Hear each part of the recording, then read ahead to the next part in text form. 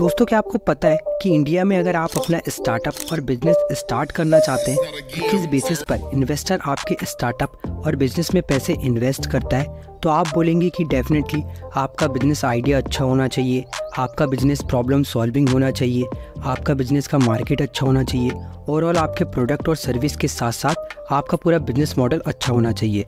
तो ये सब चीज़ें तो इम्पॉर्टेंट है ही, लेकिन एक और चीज़ जो बहुत इम्पॉर्टेंट है जिस बेसिस पर इन्वेस्टर आपके बिजनेस में अपने पैसे इन्वेस्ट करता है, वो है कॉपीड बिजनेस मॉडल। अगर आपका बिजनेस मॉडल किसी डेवलप्ड कंट्री का कॉपीड बिजनेस मॉडल है तो इन्वेस्टर आपके बिजनेस में भर भर के पैसे इन्वेस्ट करेगा। जैसे फ्लिपकार्ट जो अमेज़ॉन का कॉपी है, ओला जो उबर का कॉपी है, पेटीएम जो पेपाल का कॉपी है, जोमेटो और स्विगी जो ग्रबहब का कॉपी है, और ओयो का जो इनिशियल मॉडल है वो एयरबीएनबी का कॉपी है। तो अगर आप किसी डेवलप्ड कंट्री के बिजनेस को इंडिया में एज इट इज़ कॉपी करके स्टार्ट करते हैं तो इन्वेस्टर आपके बिजनेस में इन्वेस्ट करने के लिए बहुत इंटरेस्टेड होगा। तो आज के इस वीडियो में हम ऐसे ही 15 बिजनेसेस के बारे में बात करेंगे जो यूएसए और डेवलप्ड कंट्री में बहुत फेमस है और इनका इंडिया में कोई भी कॉम्पिटिशन नहीं है। तो चलिए वीडियो स्टार्ट करते हैं। तो 15 बिजनेस है क्रेडल वाइस। ये कंपनी 2 साल तक के बच्चों के लिए स्मार्ट क्रेडल्स बनाती है। क्रेडल्स मतलब अगर इसे मैं इंडियन लैंग्वेज में बोलूँ तो बच्चों के झूले। ये क्रेडल्स फुल्ली स्मार्ट और एआई इनेबल्ड होते हैं। इनमें एक मॉनिटर बिल्ड होता है जिससे डिफरेंट टाइप के साउंड्स निकलते हैं। ये क्रेडल्स झूले की तरह अपने आप झूलते रहते हैं। इसे आप अपने मोबाइल से भी कंट्रोल कर सकते हैं। इसमें कैमरा और माइक दोनों लगे होते हैं जिसे आप अपने बेबी को देख और सुन सकते हैं। ये कंपनी की शुरुआत 2019 में कैलिफोर्निया यूएसए से हुई थी, जहां आज इस कंपनी की वैल्यूएशन $28 मिलियन से $42 मिलियन के बीच में है और इस कंपनी ने लास्ट सीड राउंड में $7 मिलियन की फंडिंग रेज की है। अब अगर हम इंडिया में देखें तो इंडिया में बहुत सी ऐसी कंपनी जो क्रेडल्स बच्चों के लिए इस टाइप के झूले बना तो रही है, लेकिन कोई भी स्मार्ट क्रेडल्स नहीं बना रहे। और इस प्रोडक्ट के 2 बहुत इंपॉर्टेंट पॉइंट हैं। पहला तो ये प्रोडक्ट प्रॉब्लम सॉल्विंग है और दूसरा इस प्रोडक्ट के कस्टमर पेरेंट्स हैं जो हर चीज़ के लिए सेक्रीफाइस कर लेंगे लेकिन अपने बच्चों के लिए कोई सेक्रीफाइस नहीं करेंगे।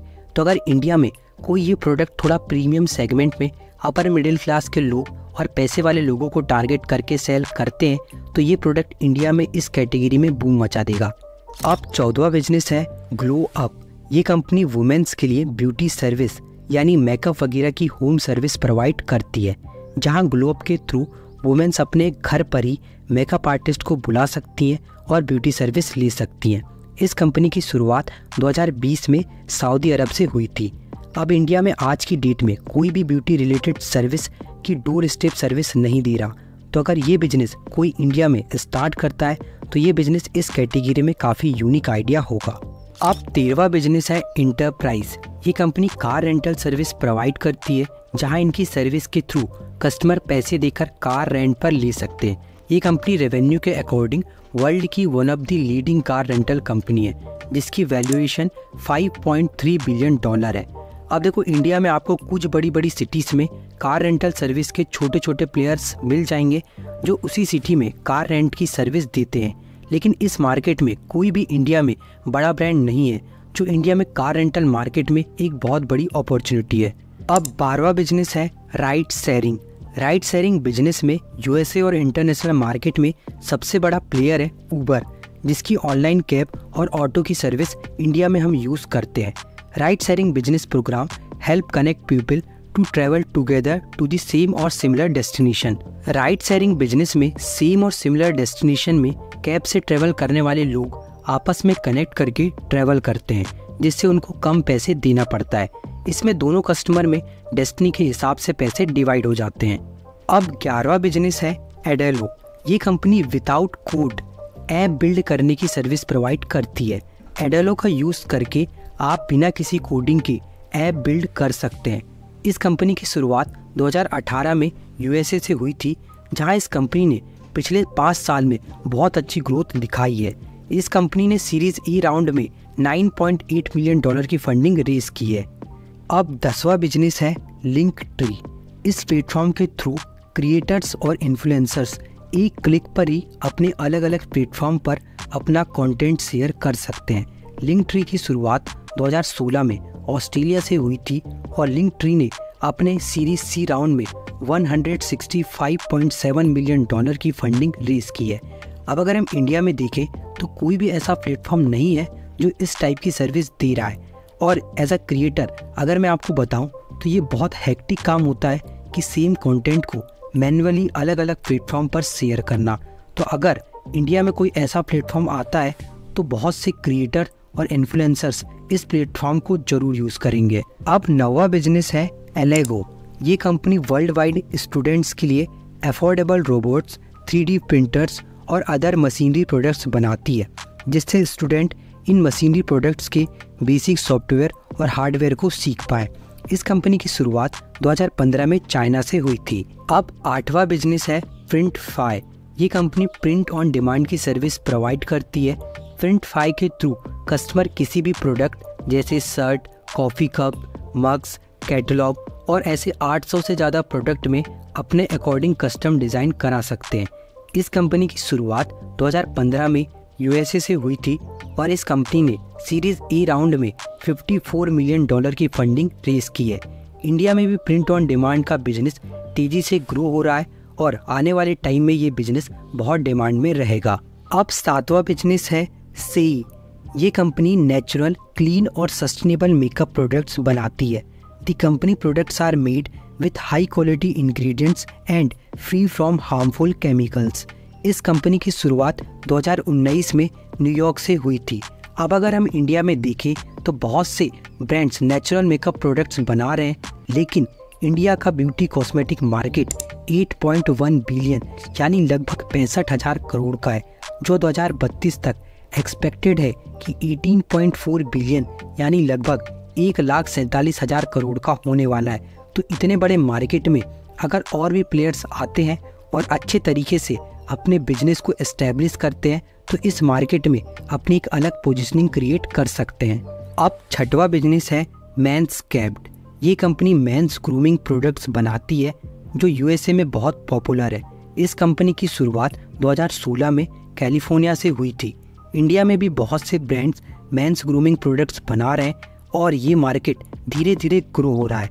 तो अगर इस मार्केट में और भी प्लेयर्स आते हैं तो वो भी अपनी जगह बना सकते हैं। अब 5वां बिजनेस है सीबी इनसाइट्स। सीबी इनसाइट्स एक मार्केट इंटेलिजेंस एनालिसिस प्लेटफॉर्म है जो स्टार्टअप के लिए market research, VC, venture Capitals का डाटा और टेक न्यूज़ की सर्विस प्रोवाइड करता है।